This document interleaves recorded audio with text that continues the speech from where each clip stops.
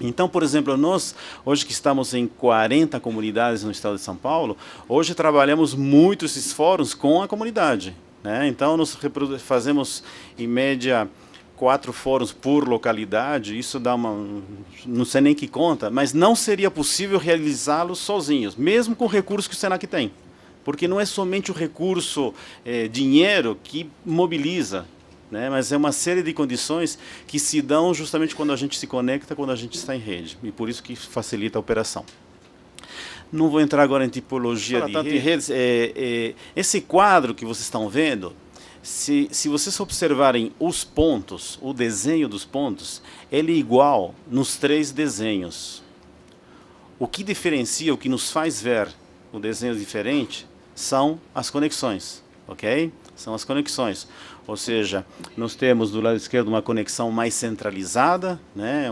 É um aspecto mais característico, digamos, das organizações privadas, embora temos muito isso nas organizações sociais, né, nas organizações do terceiro setor, ou seja, muita centralidade, a decisão às vezes está na mão de poucas ou de uma pessoa, né, isso dificulta a comunicação, isso dificulta, enfim, outros processos. E o processo mais descentralizado, até chegar ao processo mais distribuído, um processo mais distribuído onde todas as pessoas estariam, em tese, né, conectadas de alguma forma. Isso se dá hoje um pouco no que a gente chama ou em redes sociais, ou na internet, ou em grupos que têm uma possibilidade de comunicação e distribuir aquilo que está acontecendo, enfim, de alguma forma. Então são aspectos, são tipos de redes e de alguma forma nós estamos... todos nós, cada um de nós, em algum lugar trabalhando dessa forma, às vezes em três tipos de redes diferentes, né? Muito bem. E quando começamos então a trabalhar com os grupos e como instituição educadora, nós começamos a pensar, bom, é rede, mas como é que a gente faz redes? E não é que rede tem uma forma de fazer, né? O que nós fizemos foi observar o que ocorre quando as pessoas se reúnem e fazem acontecer alguma coisa juntas. O que nós fizemos foi sistematizar aquilo que observamos. Para quê? Para poder trabalhar com um método, uma forma de trabalho que promova maior efetividade quando as pessoas se encontram. Porque acho que vocês também...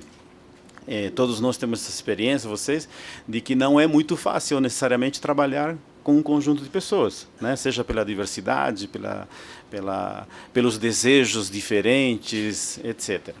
Então nós dissemos que uma forma de organizar-se em rede, obviamente que precisa haver um encontro em algum espaço, seja virtual ou não. Nós, no Senac, ao longo de todos esses anos, temos trabalhado com encontros presenciais. A internet, ainda por incrível que pareça, tem sido uma ferramenta pouco utilizada, né, pouco utilizada pelas comunidades, pouco utilizada, enfim, nós temos observado isso. Então, os encontros presenciais, a possibilidade de estar um pertinho do outro tem sido importante. E uma das coisas que se faz, principalmente quando se inicia um trabalho, é fazer com que as pessoas se conheçam, que a gente chama o momento da identificação. Ou seja, o que nós fazemos, como fazemos, que dificuldades temos. Quando a gente falava, por exemplo, no início de que a gente se reúne de forma igualitária, e eu vou colocar um exemplo na identificação. Em alguns momentos a gente estava reunindo um grupo e falava assim: nossa, vocês, Senac, vocês têm muito dinheiro, né? E aí eu falava assim: e quanto dinheiro você acha que nós temos? Ah, não sei, mas não. Qual que você acha que é o orçamento do Senac de São Paulo? Ah, acho que deve ser uns 10 milhões. Eu falei: não, imagina, é muito mais. Aliás, acho que você nem imagina quanto que é o orçamento do Senac São Paulo. É muito mais. Hoje o orçamento do Senac São Paulo é de 600 milhões de reais por ano. Ok? É um orçamento considerável. Agora, o que eu trabalhava naquele momento, quando eu falo igualitário, que está a Casa do Zezinha, por exemplo, que tem um orçamento anual de 200 mil reais. De que cada um de nós, a partir da nossa organização, também nós temos o limite do recurso.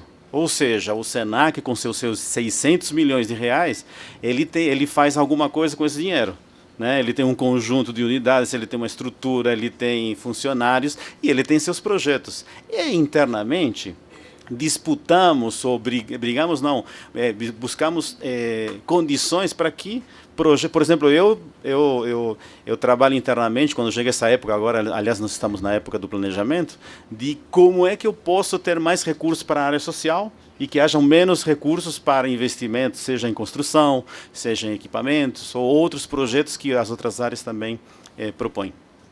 Então, eu quero dizer que, embora nós somos organizações, todos podemos ser diferentes, tamanhos diferentes, mas todos temos uma mesma lógica. E é possível realizar algo, e a nossa lógica de conseguir realizar algo mais, ela pode, não é a lógica, mas o que pode se efetivar, coisas que a gente não consegue, justamente em rede com outras pessoas. Assim como eu colocava aqui, nós realizamos um fórum, não sei quantos são, sei lá, 80, 100 fóruns por ano, mas com um recurso que está na comunidade. Se eu fosse pleitear esse recurso para o SENAC, possivelmente eles iriam me dizer que não.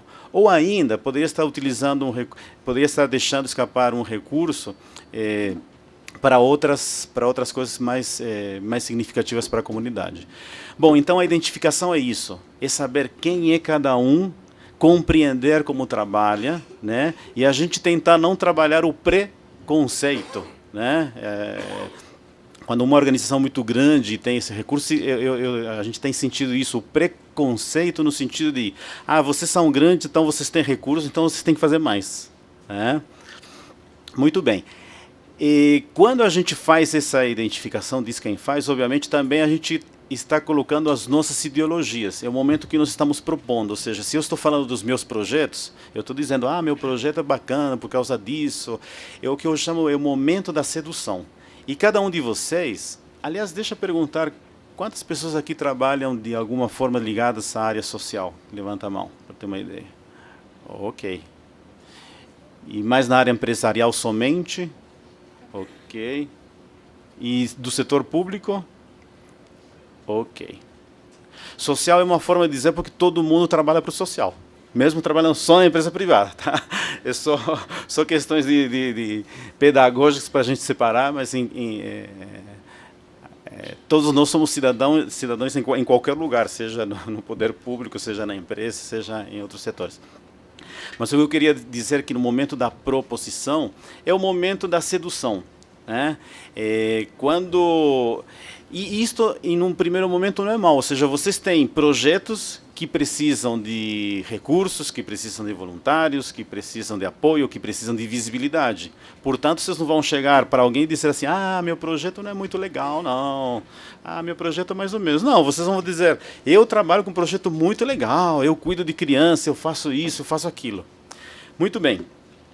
Só que para a gente realizar alguma coisa em conjunto, precisamos passar por esse momento somente individual e de sedução para poder compor com outras pessoas, com outras ideias, alguns compromissos que façam acontecer novas coisas, né? Por isso que aí quando eu chamo de um novo compromisso, eu chamo de um novo... Aliás, o momento que acontece um novo compromisso num grupo de pessoas é o momento que eu digo que é uma rede conectada, né? É uma rede conectada, apesar que ainda somos diferentes, temos ideias diferentes, mas começamos a encontrar propósitos, ideias e nos articular em ações que nos tornam de alguma forma mais iguais, direcionados a algum propósito, que é a ação, né?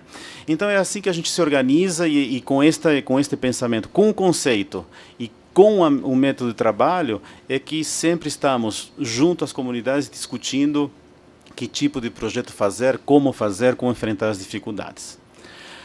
Aqui algumas coisas que também vocês já devem ter visto, né? Quer dizer, é importante para trabalhar em rede alguns princípios, democracia, respeitar a diversidade, comprometimento, transparência, enfim, são coisas que de alguma forma não estão somente na rede, mas fazem parte hoje da vida de qualquer grupo, ou seja, na área social, como a gente está denominando, ou seja, no setor mesmo empresarial.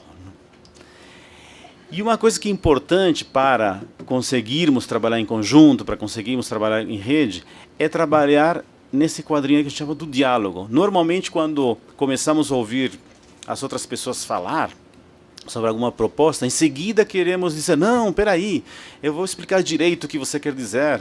Não, olha, isso que você está falando não é bem assim, sabe? Tem uma outra forma de fazer. Quer dizer, a gente não permite, muitas vezes, ou não se permite ouvir. O diálogo é fundamental para construir. Aliás, eu creio que seja a única forma de, em grupo, poder construir, né? A gente tem muito essa tendência a ficar na discussão. E é importante a gente ter estas questões relativas ao diálogo para que a gente possa efetivamente deixar emergir ideias no grupo e poder construir coisas boas.